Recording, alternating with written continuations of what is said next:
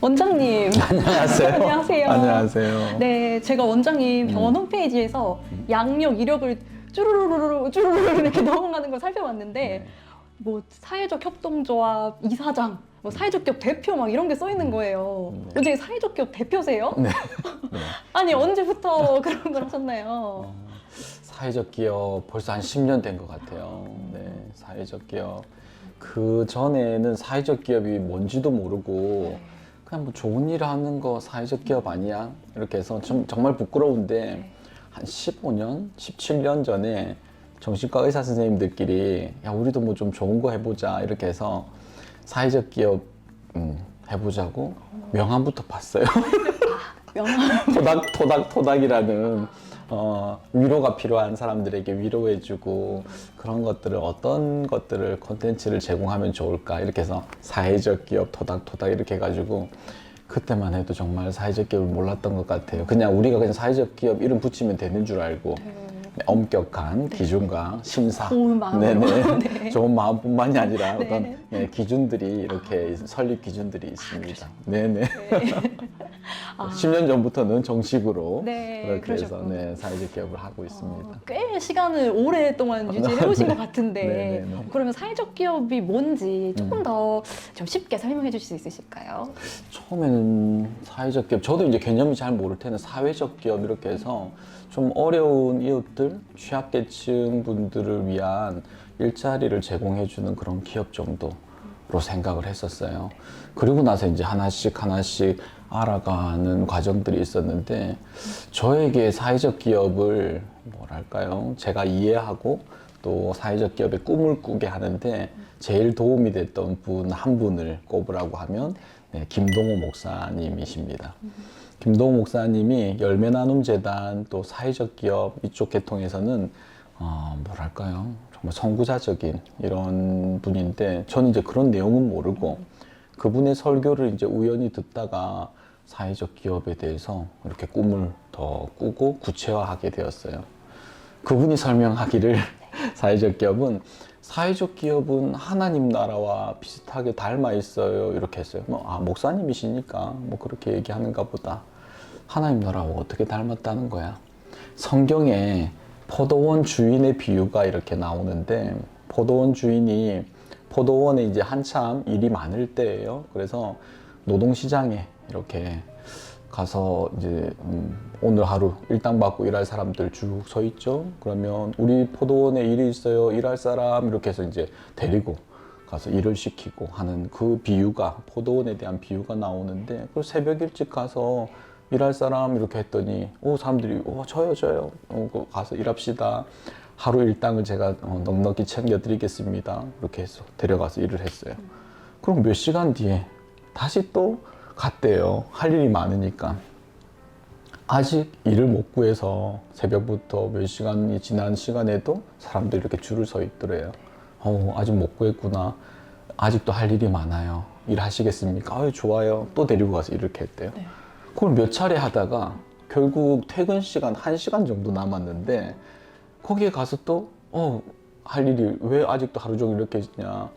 우리가 일을 하려고 하는데 아무도 우리를 써주는 사람이 없어서 하루 종일 여기서 이러고 있습니다. 그러시냐. 우리 포도원에 가서 그럼 일을 하겠느냐. 하겠습니다. 그렇게 데리고 가서 1시간 일을 시켰다는 거예요. 네.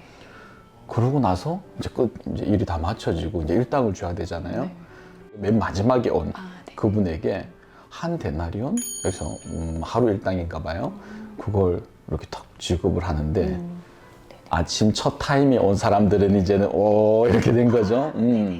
1시간 다 받잖아요. 1시간 일한 사람이 이만큼 받았으니 자기도 원래는 이만큼 계약을 하고 왔는데 더 주시겠다 이분은 라고 생각했는데 웬걸 다 똑같이 주는 거예요. 한 데나리온, 한 데나리온, 한 데나리온, 한 데나리온. 그래서 이제 불만인 거죠. 아니 하루 종일 우리 일한 사람에게는 왜 이만큼 주고 1시간밖에 일 안 하는 사람한테는 왜 이 돈을 주십니까? 불합리해요. 이렇게 또 이런 불평불만을 했어요. 그랬더니 그 포도원 주인이 이렇게 얘기를 했어요. 아니 처음 올 때부터 하루 일당에 대해서 내가 약속을 하고 일을 하지 않았냐. 그렇죠.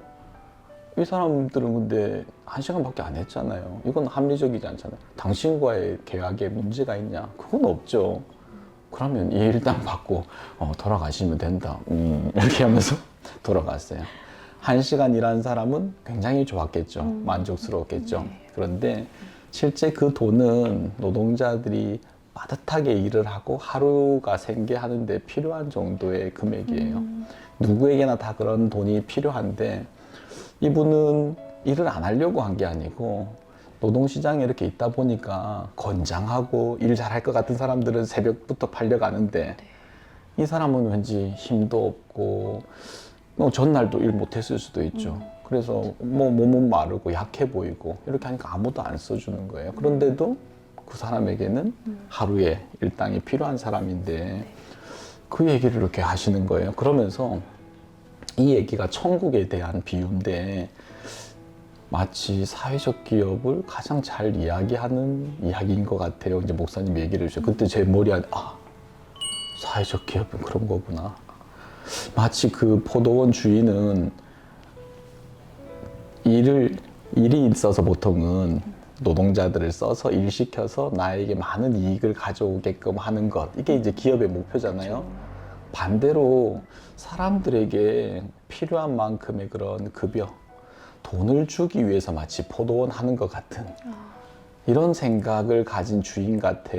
이런 얘기를 하시는데 사회적 기업이 바로 이렇게 직관적으로 이해가 이렇게 되었습니다.